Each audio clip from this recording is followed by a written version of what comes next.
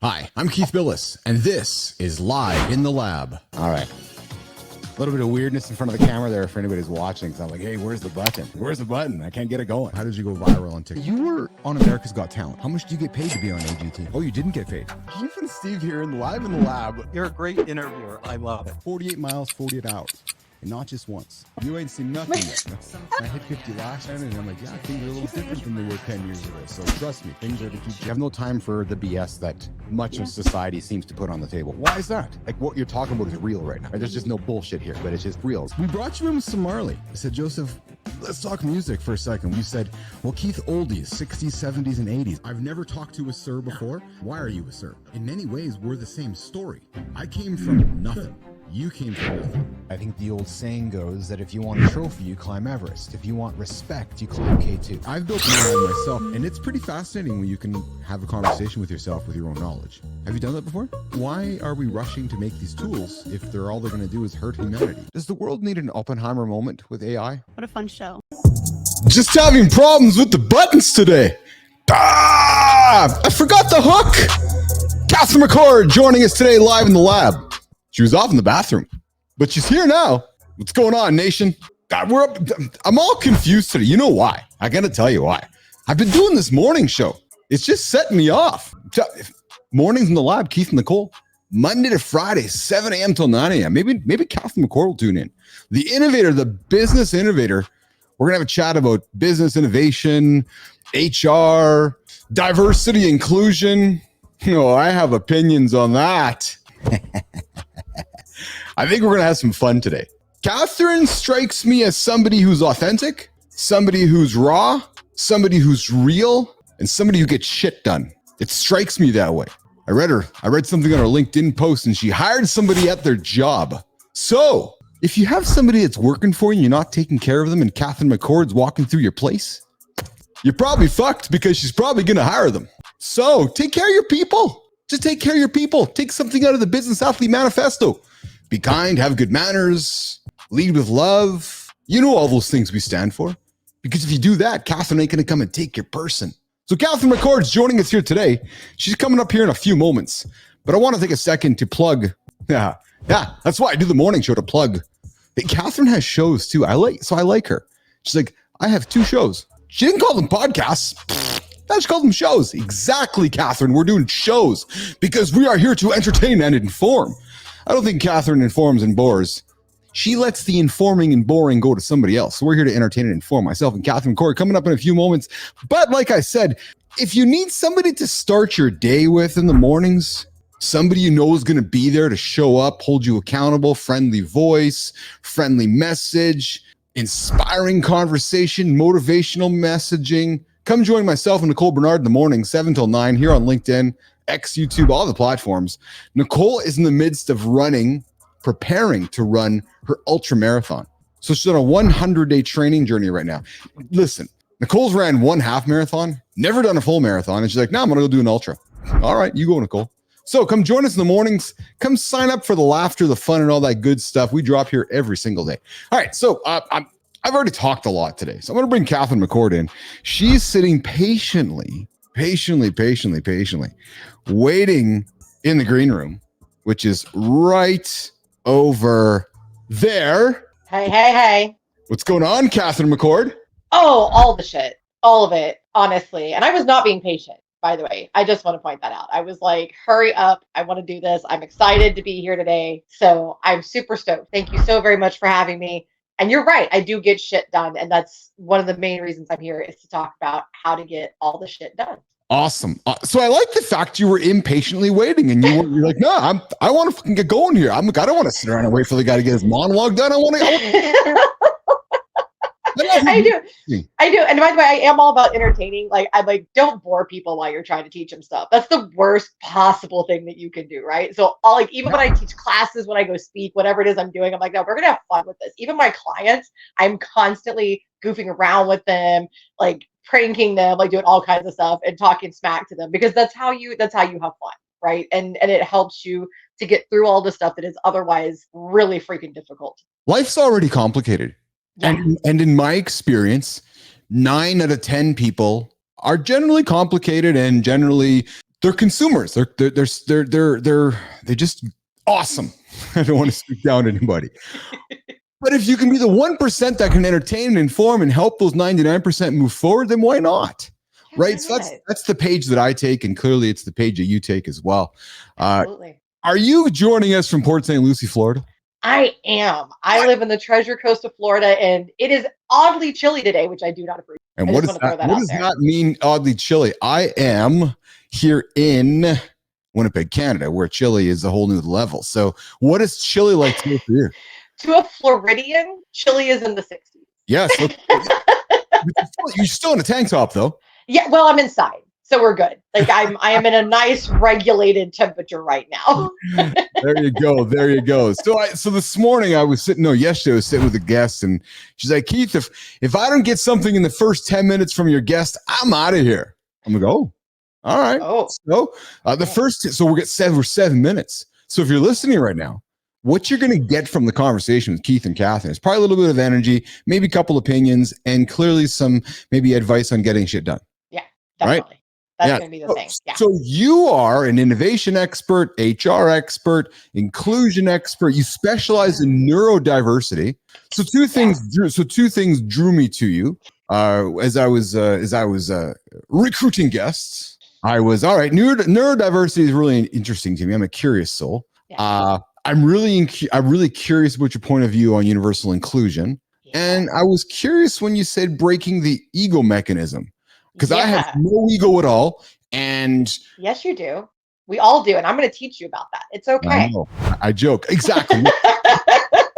I'm all about learning. I love putting myself here behind the microphone and the camera and having people teach me. Yesterday, I had somebody for 30 minutes rip apart my LinkedIn profile, and it was awesome because I learned so much. Right. Yeah, you get to learn. I love when people argue with me on my show. That's one of my best, or like they disagree or whatever. Like I love that. I absolutely love that. So yeah, no, I do. I do all the things. So people are like, what do you do? I kind of do all of it. If it's surrounding people at work, I have my hands in it. So I'm helping currently to design 2 HR tech products. I've already designed one that was completely innovative. It was the first of its kind. I do all the HR consulting, inclusion consulting. I teach on these topics. I teach classes around leadership, all of these types of things. I've done headhunting over the years. Like you pointed out, I'll steal people right out of their jobs and have no shame doing it. Absolutely. I'm like, man, if you're a better employer, I wouldn't be able to do this. Don't know what to tell you.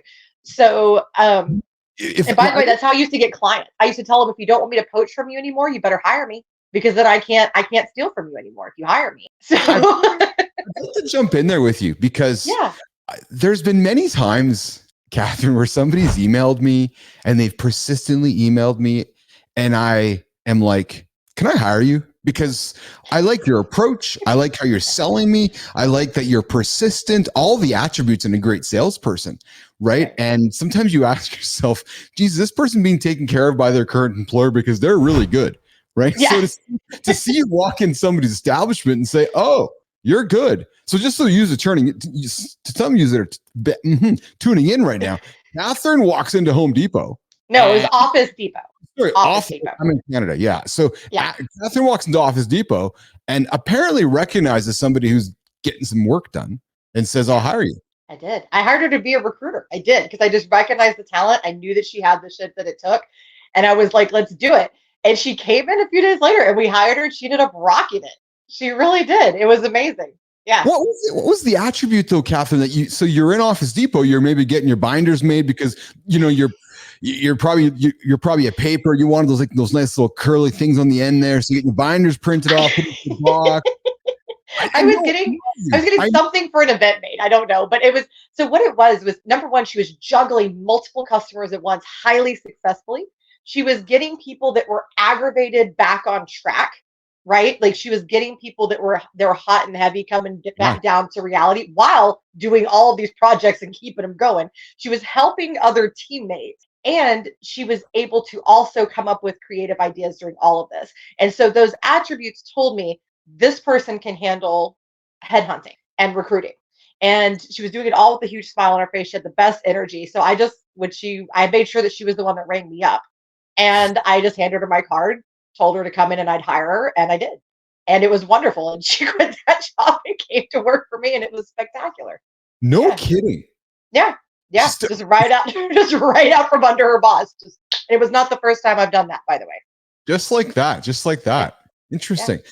So, all right, let's move from poaching people off the floor to neurodiversity. I really want to jump into neurodiversity with you. Yeah, So it fascinates me. it does. So, to those that don't know what neurodiversity is, Catherine McCord, take a page and explain what neurodiversity is, why it interests you, and the impact that's having on the world. So neurodiversity is utterly mind-blowing to me. I love spending time with this. This is what I do even in my spare time. I love this stuff so much. So neurodiversity is a medically visible and or diagnosable difference in how the brain processes information. So this is going to go anywhere from the medical spectrum of like cerebral palsy, MS, that type of thing, over to the learning side of things, which is autism, ADHD, dyslexia, dyspraxia, etc., over into mental health. So think bipolar, obsessive compulsive disorder, et cetera, et cetera.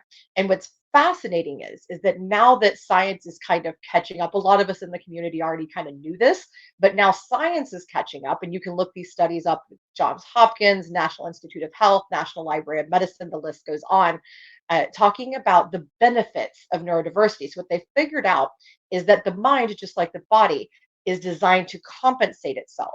So if this over here isn't our strength, then we'll be strong over here. And so what happens oftentimes is you end up with some very predominant strength, specifically as a result of the neurodiversity. And so kind of what the neurodiversity movement, if you could call it that, is about understanding that yes, there may be these complications, possibly even some disability aspect, but then there's also these incredible abilities, and that yes, this is something that you want in the workplace.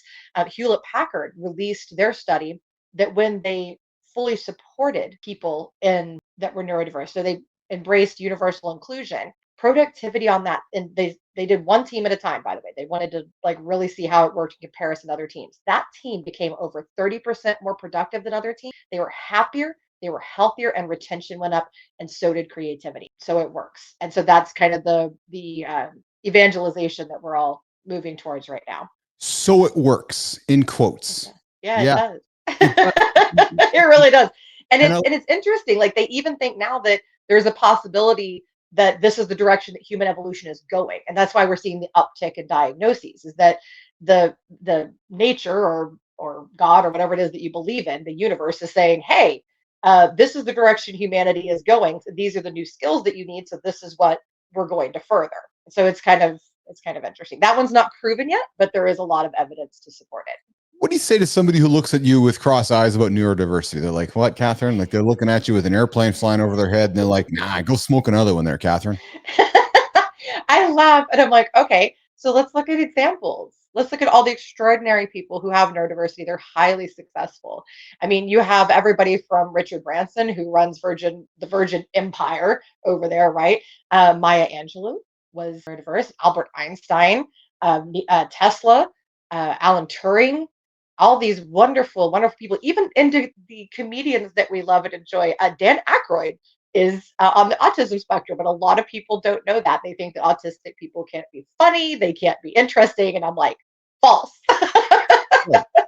You've mentioned two people on that list who are within that spectrum: Dan Aykroyd, Elon Musk, who has Asperger's. So, are you saying to me that when you're speaking of neurodiversity, you're also speaking about the autism spectrum? Well, that's part of it. So that's one diagnostic spectrum that can be involved. So like I said, it can be everything from dyslexia, obsessive compulsive, all the way to cerebral palsy, anything that affects how your neurons process information and stimuli. So it's a very broad spectrum. Diagnosed, you're looking at about 20% of the population, but it's estimated to be about 30 to 33% of the population that actually is neurodiverse. Catherine, if one is neurodiverse, are they, in air quotes again for anybody listening, are they normal or are they not? I think that everybody in the community would say no. We would say we are neurospicy. That's one of the new fun words that's kind of come out. So we do function differently than other people. We tend to have a different way to communicate, but we're normal from the standpoint of we have all the same base needs, all the same basic desires as everybody else.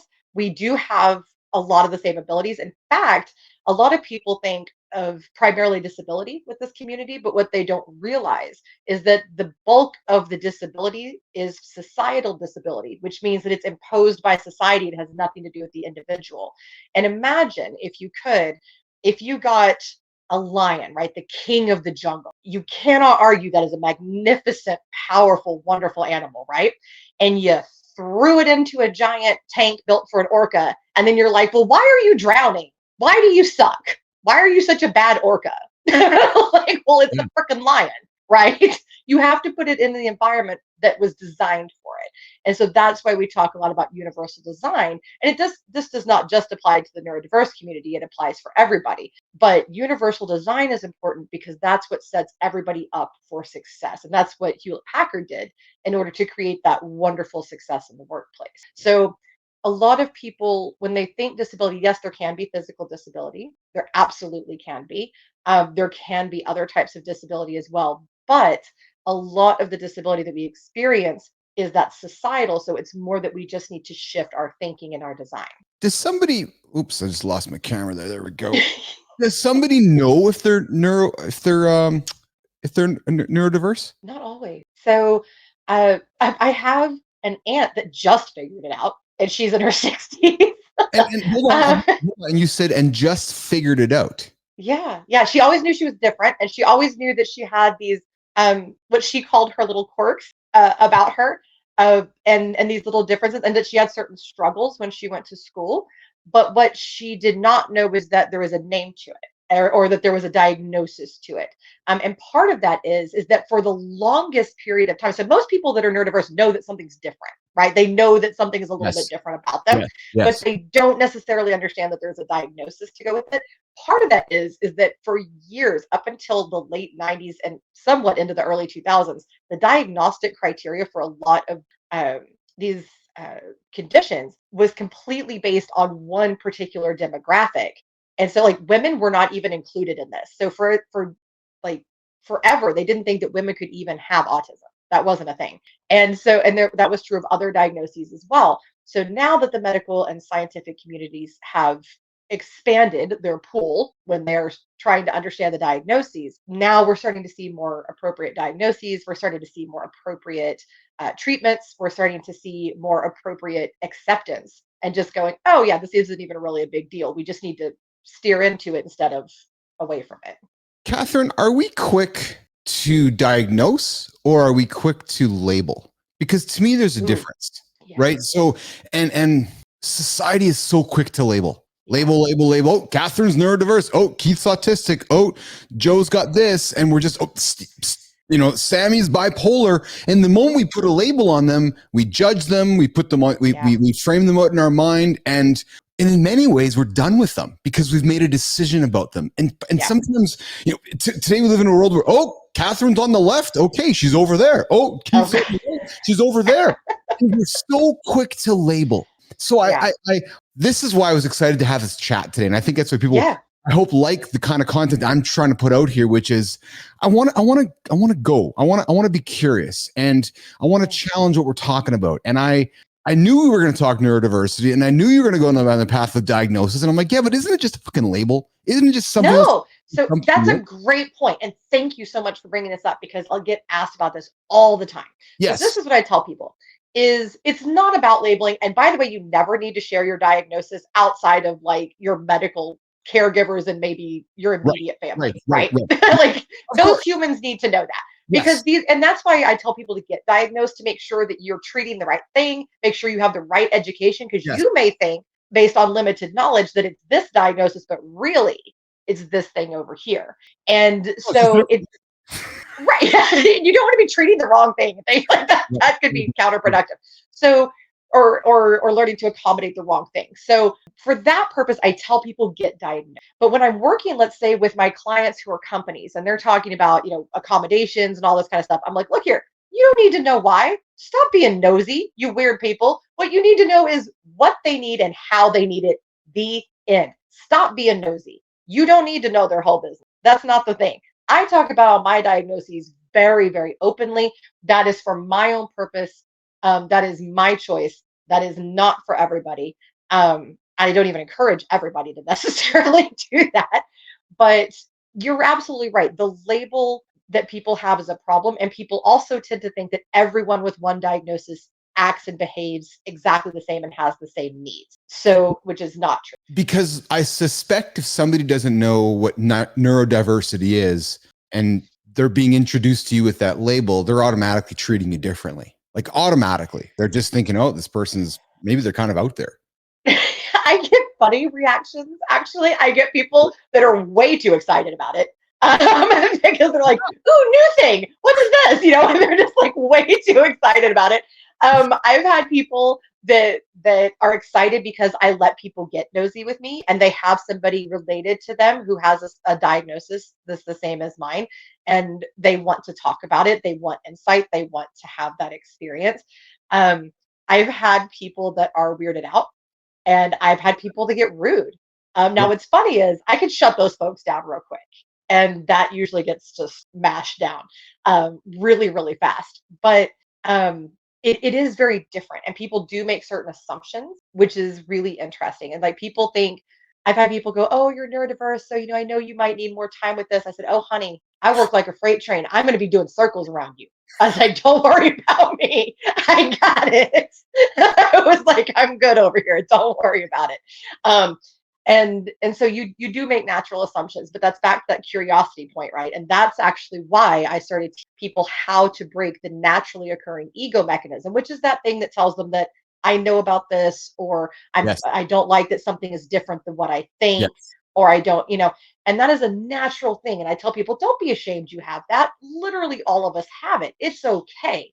And that's that thing that just whenever you hear something that's different or somebody says something contrary to you and you start defense mode, you know, that's what that is. It's that ego mechanism. And sometimes it's subtle and sometimes it's loud and obnoxious, like on social media, right? We see it loud and obnoxious. And so I actually teach people how to recognize it, stop it, and then respond in curiosity because it actually makes you smarter and gives you more knowledge. So it just makes more sense.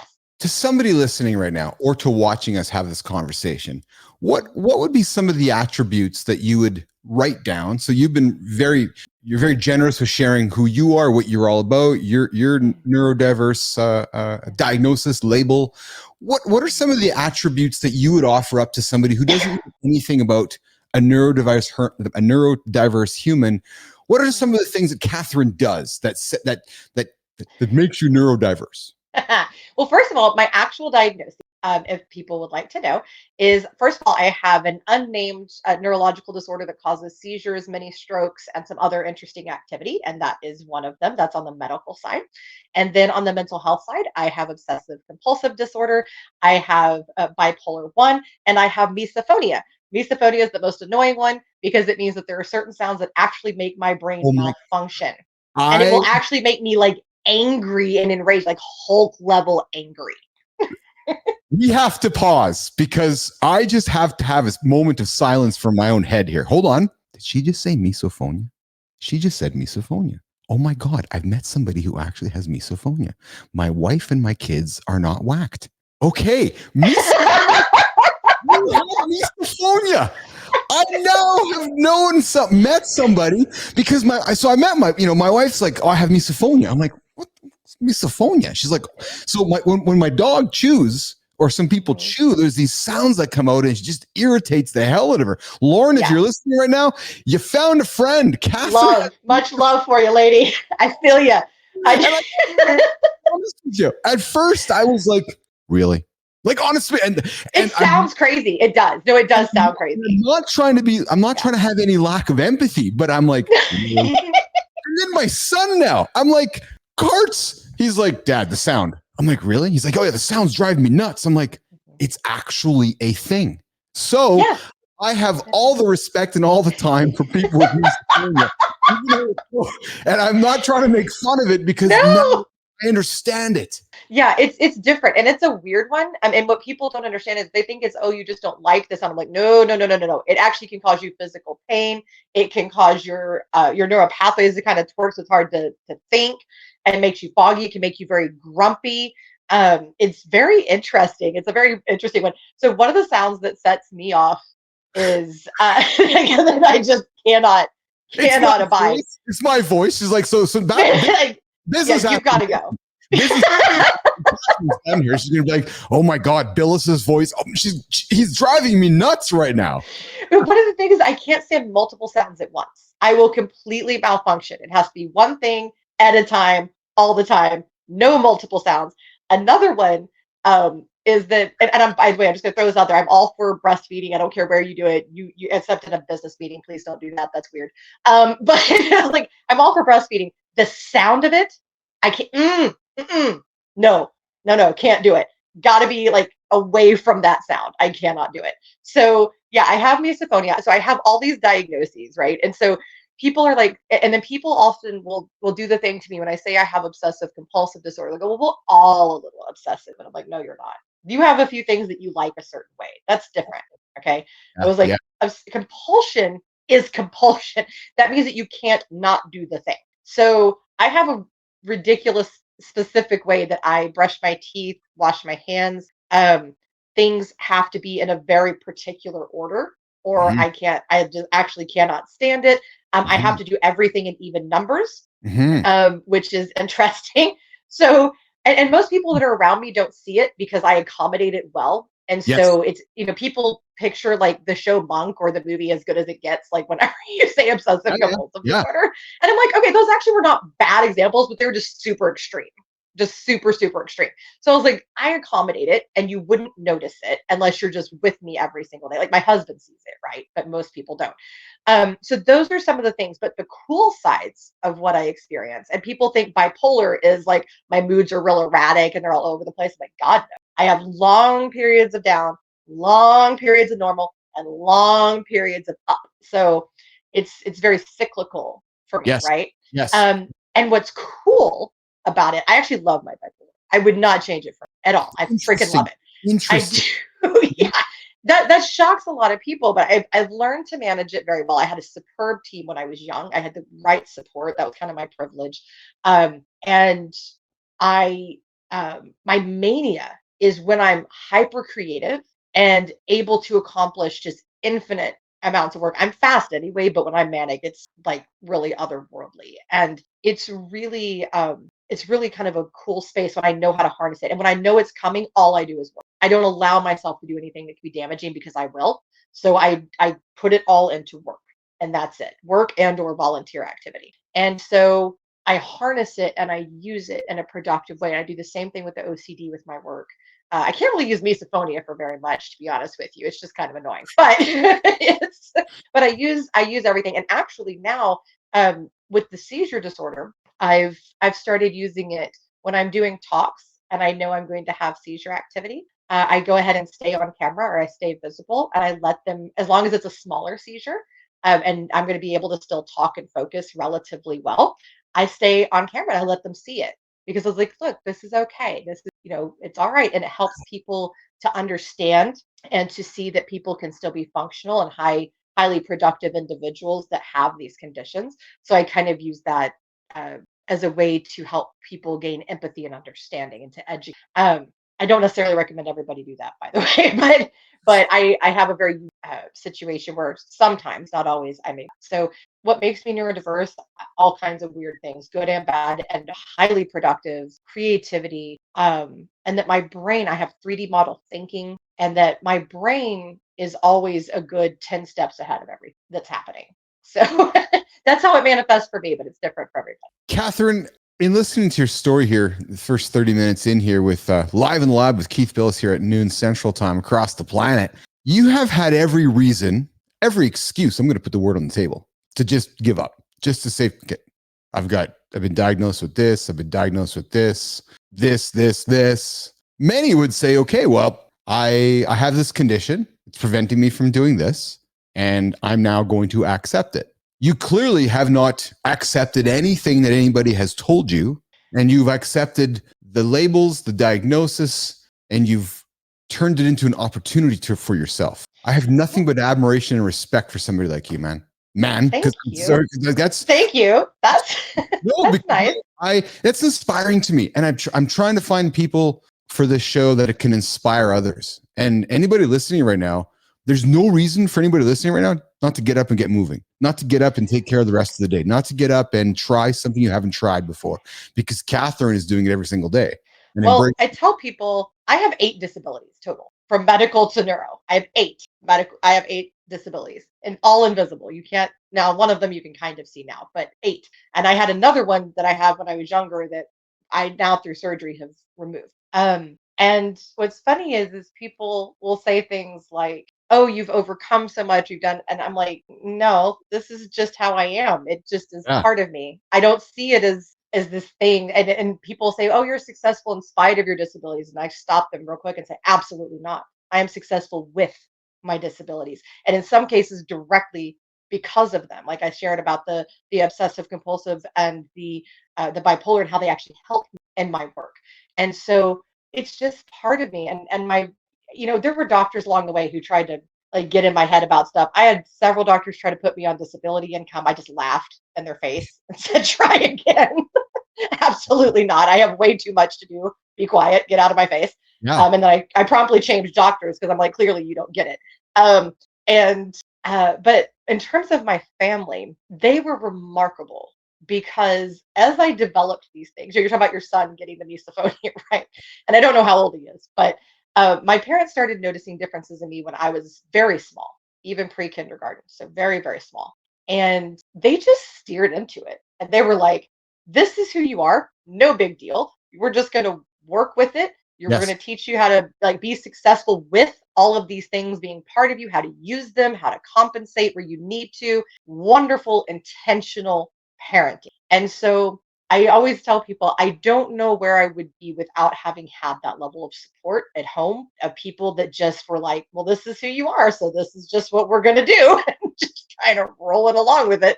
So I think that's a big piece of it too. So it's harder for adults that get there that didn't have that. Catherine, mom always taught me never ask a woman how old she is, and I'm not going to ask you how old you are. You But can. I'm but- almost 40. I'm Okay, almost 40. Thank you for sharing that. I'm 52. But I wanted to ask because you mentioned your parents, and here's why I wanted to ask it. Generationally, your parents were very accepting of your diagnosis at a time when I'm going to suggest my parents, your parents, were talking to doctors and they're like, "What? She's got what? She's bipolar? She's got what?" Right? So to hear your parents willingly accept what doctors had said to you, that those are special human beings. Yeah, they are. They really are. They're remarkable. And the fact that they just sort of took it in stride, worked with me when I said, when the bipolar, when I first, they called it suspected bipolar because I was younger than the age where they chose to diagnose that at that time. Yeah. And at the time it was called manic depression, not bipolar. Yes. And you probably remember that stage of Yes. life, right? Yeah. And then but what they did is I said, "I'm not going to medicate," because I'd seen what that did to other people. I said, "But I want to take care of it." And so they got me with the right provider to help with that. And they got me so that I could learn to take care of myself and to build strengths around me as opposed to letting it bog me down. And it took years. It took years. It was a journey. But in the end, I think I found greater success because I learned to truly understand myself. And I don't want to knock medication. I think medication can be wonderful. But I think it's also important to really learn yourself. And we miss that a lot in this process. And that's one of the things I try to teach individuals and companies that learn yourself and learn how to take care of the human as they actually are. Take care of the human as they actually are instead of what you want them to be. Yes. There's a difference. Yeah. There's a big difference. Yeah. There's a big difference. Yeah. We've touched upon bipolar, manic depression. I want to offer my opinion, POV on this. Hollywood, I'll use Hollywood. I'll use that term Hollywood. Hollywood wrecked the term bipolar, manic depression. They dramatized it. They brought it into the public eye and they educated me all incorrectly about it. Would you agree with that? For the most part, I It have was seen some. dramatized. It was, people made fun of. It was like, Yeah, oh, you're bipolar. I Oh, saw a few good examples even growing up. yeah, Law and Order had a great episode actually with that years and years ago. But yeah, for the most part, they don't represent most of it well. It's just like with DID, dissociative identity disorder, formerly known as multiple personalities. Hollywood has just damaged that one, and it's horrible. And this is a community that's often fearful and that goes through unbelievable, unbelievable pain and disorientation, and they often lose people around them because people around them are scared, often because of things like they saw in movies. yeah, And so I think there are diagnoses which have had it really bad, that have really gotten a lot of pain. There's a lot of misinformation out there about it. And like I always tell people, it's like, okay, nobody is going to spontaneously grow muscles, start climbing walls, and eating people like in the movie Split. That's just not a thing. Like don't you don't need to be scared of that. But what happens is people know that this is Hollywood, right? And they know, people go, I know it's just a movie. I'm like, but does your brain? Because if you don't give your brain alternate information, all it has is what it learned in this yeah. movie. So I tell people when you see a diagnosis of any kind in a movie, go online and do about 90 seconds of research, like actual medical research, and learn a little bit more about it to give your brain something intelligent to focus on, Mhm. so that it's not just, I'm not anti-Hollywood, I'm not at all, Neither am but I. No, it's just, not at yeah, all. No, no, I, but you got to work with your brain to help it. I only bring that up because I know, just myself as a young man growing up watching Hollywood content and enjoying horror movies and thrillers and I recall just spending time with my cousin and us laughing. I hate to say it, but just humorously laughing about those diagnoses Yeah, because they were all presented incorrectly. It right. was Yeah, it's look true. at one of the greatest performances of all time. One Flew Over the Cuckoo's Nest, Jack Nicholson, Oh yeah, right? yeah. But a mental disorder, but it's still, presented in a way. I don't know. I just sometimes Completely wrong. Yeah, completely thank off. you. Yeah, it was completely off. 100%. Yeah, and actually another one with Jack Nicholson, again, as good as it gets with the OCD. And yes, everything in there was technically correct, but it was Yes. just so dramatized and so over the top. I'm like, that's like 0.001% of people with Yeah. OCD. So That's so minor. I noticed somebody in our following here on LinkedIn that I had on my show a couple of months back that I think is in your network as well, Justin Breen. Justin talks Colby Index, visionaries, Oh yes. and so forth. So, are you Hmm. familiar with Colby Index? Not very much, no. No. Justin talks of Colby Index and visionaries, and I asked because I wondered if it is and how it is related to neurodiversity, and because we talked about, he talked about me and he talked about my attributes, and I spoke on that show about some of the ways that I felt I hate to use the word different, but was different. Yeah, And so I asked myself, like, am I neurodiverse? How do I find out if I'm maybe. neurodiverse? Like, there's things that bother me or I'm curious about that, at my age, I say to myself, okay, but then I say to myself, not just another label. I am who I am. Well, and that's kind of the attitude my aunt took even when she figured it out. She was like, at this point, who cares? Yep. Like, who cares? But I mean, so if you want to know and you're curious, there's even like some online quizzes that can give you a basic idea, not a full diagnosis, but it can kind of tell you where you fall with certain things. But it doesn't do It's, it differently for me. It just helps me understand yeah, my it's like, behavior and some of the mhm. attributes that I have. Oh yeah, absolutely. And it's so funny too because some people that figured out, I know people who have multiple people who have late in life autism diagnoses or Okay. late in life ADHD diagnoses. And now what they're doing is they're able to better communicate their needs to people because they understand them better.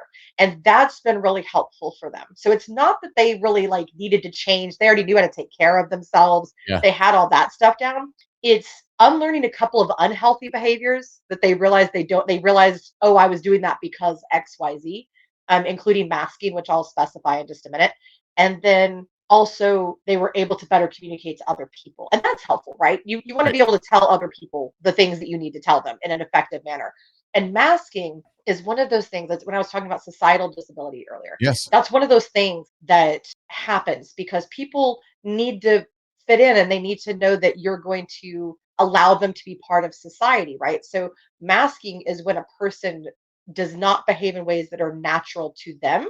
And I'm not talking about like hitting people or something like that's not what I'm talking about. I'm not talking about the things we obviously have to teach children not to do, like don't be naked in public, these kind of things. Like those are the things. That's Hold on a yeah, that was second. with my sister, man. We could not get that kid. It was so funny. To this day, it's still an issue. So, um, uh, so not those kinds of things, but things like I can't communicate with you in a way that's comfortable. I can't tell you that the thing you're doing is causing me distress because then that's not acceptable. I have to be on a Zoom call with the camera on, staring into the camera, even though it might cause me seizures, even though it might cause me to not actually be able to focus, these kinds of things. So it's fitting into the norm at the person's own detriment. So And if I can ask, so are you masking right now?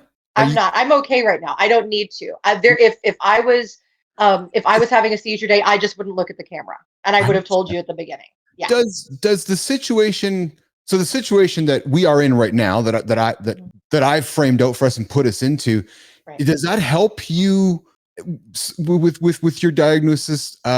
With comfort? I'm trying to find the line of questioning here. Like, are you asking like, does it work effectively? So, you room into a meeting. yeah. Do you quickly need to analyze whether you're comfortable or not comfortable, and then from that analysis is what then happens next with your diagnosis? I just tell people what I need for that day. I do. And it changes for me all the flipping time, especially with the seizure one, right? It's just like whatever that day is, right? Sometimes I tell people like I might wink at you some. That's an involuntary reflex. I'm not trying to get a date with you. Sometimes I tell people, my friend Stacy gave me this one. I tell people like I'm not doing the thriller dance. I'm just like this is an actual like seizure activity. It's okay. Sometimes I have to tell people I won't be on camera. Sometimes I have to tell people I'm going to have some of my grounding toys with me. I have actual toys sitting back here that I use for actual medical purposes. And so today, let's say, for instance, if I was having a bad seizure day, I would have told you, like, look, I'm not going to be looking at the camera today. Like, that's just not a thing that's going to happen. Or I would have told, I would have told you, like, and by the way, you may see some of these facial tics. Don't worry about, I'm okay with it if you are. But for some people, they're not comfortable, and for understandable reasons, showing that to other people, because that can be a safety issue. It can be that they're just really in a lot of pain and that just doesn't feel comfortable to them. And so you want to give grace, right? You want to be flexible. That's what I tell people. That's really what universal design is, that you do the best you can to think of everybody, and then you just be flexible, because who cares, right? Like is this show maybe a little bit better with a visual element? Yeah, but can people just listen to it and be perfectly fine? Yeah. So if I couldn't have been on screen, you could have been over here doing all your cool stuff, and I could have just been off screen and had like an avatar, and we could have just had a whole flipping conversation, and it would have been fine. Because to those that are just listening right now, they have no idea that you're sitting there in Florida, butt naked. I'm sitting here in Canada, butt naked in my igloo. I'm in an igloo here. I'm in an igloo. I'm naked as all hell can be. Catherine's down there in Florida, naked as all hell can be. And we're sitting here raw in front of the world having a conversation. Everybody, and nobody knows. Nobody knows. Is our number keep going up? So the more vulnerable you keep being, and the more vulnerable, and I'm being serious right now. I have some of the highest viewing. I'm being honest with you. I have some of the highest viewing numbers right now that I had in a long time. And I think it's because you're in Florida out there naked raw, and I'm up here in an igloo and naked raw. And everybody listening is like, what the hell's going on Live in the Lab with Keith? What is wrong? What is wrong with these people? What's happening? And I do have an octopus behind me. That's a real thing. I do. You can see him. That's Jeremy. Yeah, there's an octopus dangling behind me. So that's actually my mascot. It's back there. So yeah, we're just being weird and just being ourselves. And who the flip cares? Like I've had so many people, and I do these talks, and I go around and I talk to these companies about this, and then they do it. And then I get an email 2 or 3 days later, like, oh my God, everything is working so much better. And so is not being a jerk anymore. And so is able to work better and faster because of this. This person's not having back problems. This person's getting better at sales. And I'm like, duh. because you're letting them be themselves and you're letting them work in ways that are natural. They don't have to do it your way. Your way is not the way. Calm down. It's, let people do the things that work for them. It's that simple. And really, that's inclusion, by the way. Like, people get all weirded out about inclusion, right? It's like this big hot button word, right? And like everybody's like, oh, inclusion's so scary, or I don't like it because it doesn't involve me. Well, yeah, it does. It's called inclusion. It includes. You can't exclude if you're including. That doesn't work. So inclusion is literally for everybody. Like, if you're a white dude that's 20 years old and hot and all that, it involves you. Okay, you are still part of inclusion.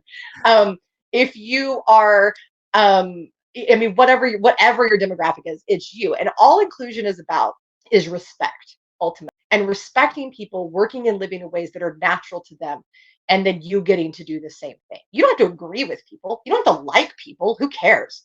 That's not what it's about. Respect. That's the thing.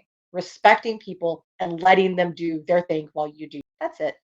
Dude, you're the segue king. Clearly, you do shows. So everybody, Catherine McCord has 2 shows, not podcasts, 2 shows. So you got to listen to shows, yeah. And she's clearly good at segueing, because we're 50 minutes into our conversation, wrapping up here very soon. And I wanted to get to inclusion. And Catherine's like, yeah, I know he's thinking about inclusion right now, so I'm going to bring it up. So I'm like, oh my God, she's reading my brain right now. So psychic. You are psychic. It's the other. Maybe it's part of my neurodiversity. That's what diagnosis that you have, Catherine McCord. Inclusion. It is it's a word that's tossed around every single day these days, and people are like, oh, I don't feel included. I feel excluded. Let me tell you where I struggle with inclusion these days. Tell me. All of these companies that are demanding Catherine McCord to come back to work, come back to the office. That to me is the ultimate in lack of respect. Yes. So amen. We're all caught up in sex and race and skin color and all those inclusion topics, but nobody's talking about the fact of where I work and how I get work done. That's the most, pardon my language, that's the most divisive fucking thing happening to any corporation in America right now. Because I agree. If you're a CEO and you're like, oh yeah, I need to get my people under the house. No, tell them why I need to get them out of the house. You need to get them out of the house because you got your building on the books and your P&L sucks right now because there's nobody in it, and the real estate value of your building sucks. Just be honest. But that's what it is. That's all it is. That's all it is. Because lack of respect when you can't have somebody and you're like, well, no, I don't trust Catherine to get her work done. She's got to come to the office. That's bullshit. That is not diversity. That's not equity. That's not inclusion. Absolutely. 100%. 100%. And by the way, one of the things I do tell companies, they're like, oh, but how do I track their productivity? And I'm like, is shit getting done? Yeah. Well, then they're being productive. It's simple. Like, I don't know. Like, I stop hiring children. So I know. Yeah, right. It's very simple. Pause. Take time to hire an adult that's going to get results for you, and then love them, empower them, and lead them, and set them free.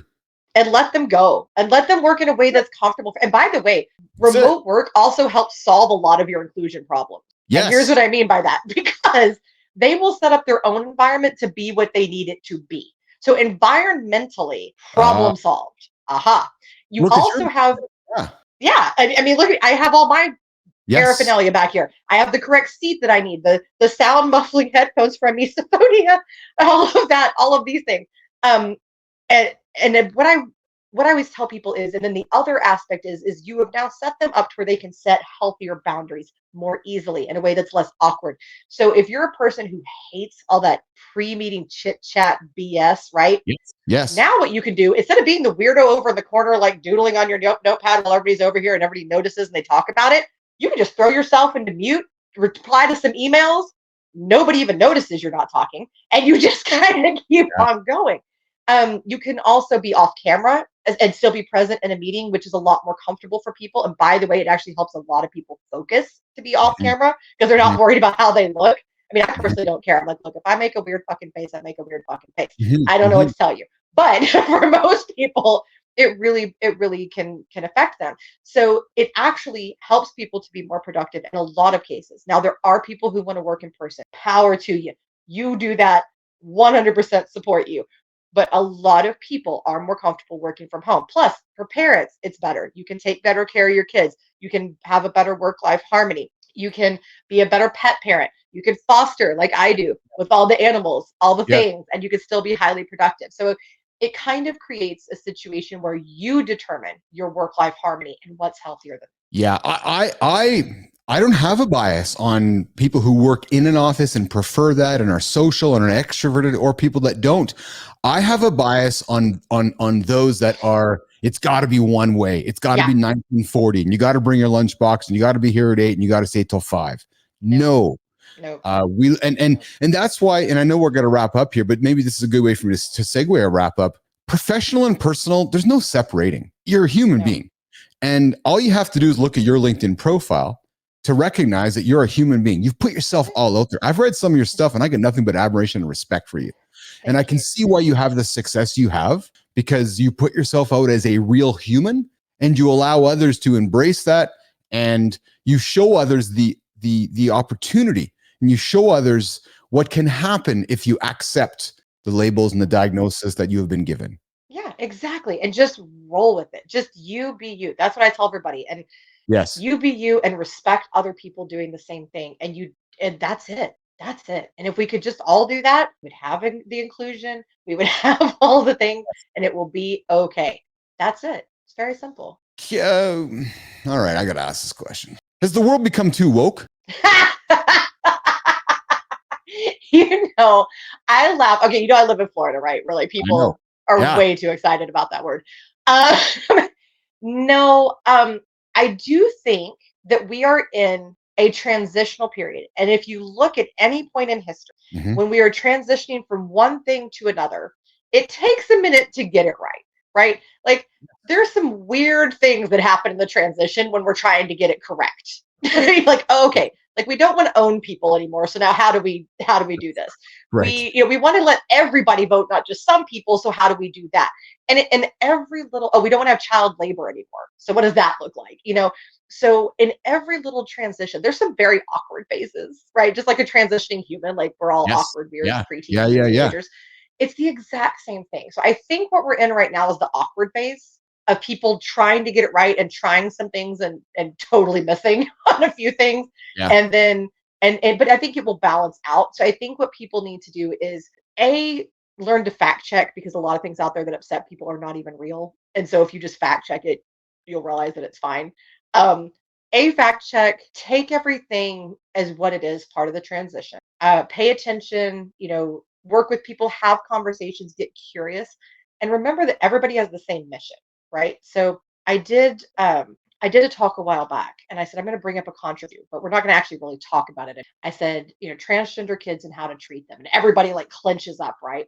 And I said, on one side, you have the people that are really worried about what hormones could do to a child's body. And is this the right thing for their mental health? So a lot of people on the other side of the argument, you have people that are really worried about suicidality and that are really concerned about a child's feeling accepted and all this. And they go, yeah. I said, what I hear is that everybody here cares about it. I said, and everybody wants to take care of children.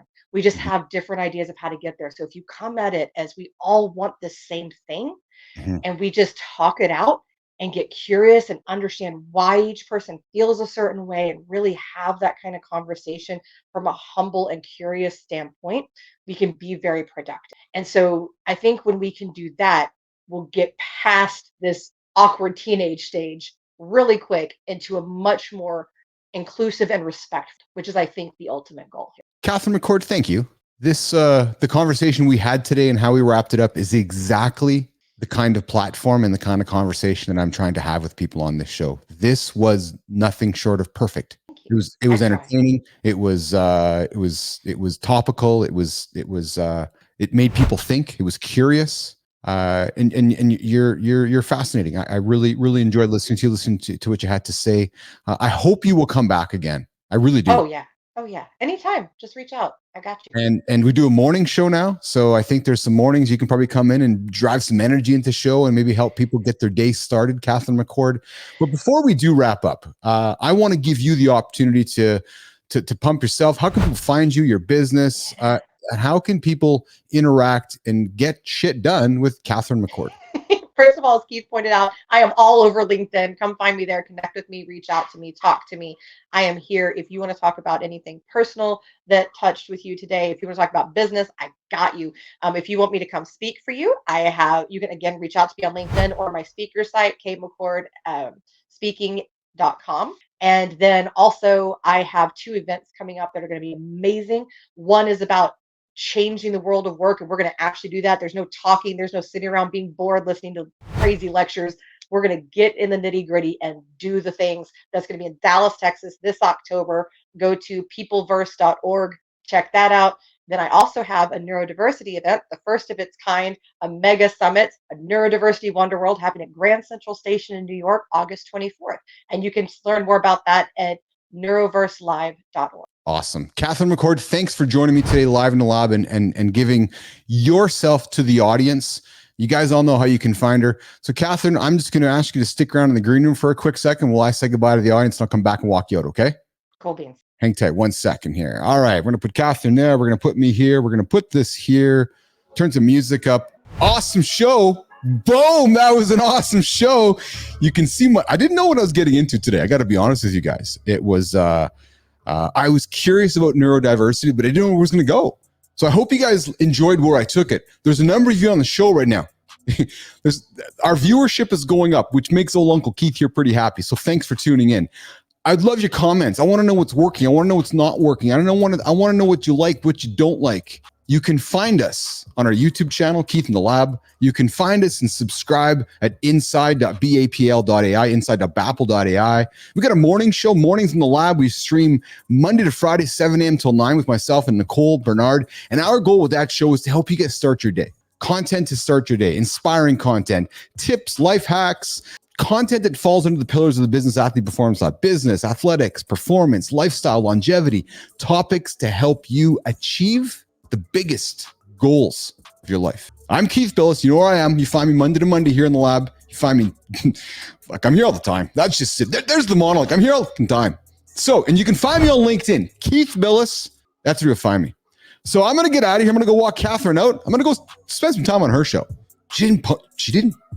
Catherine, you didn't post your show. I'll put it out on the old Substack so you guys can find that. So I'm going to get out of here. We'll see you guys tomorrow here and in the lab. I'm out of here. Ciao.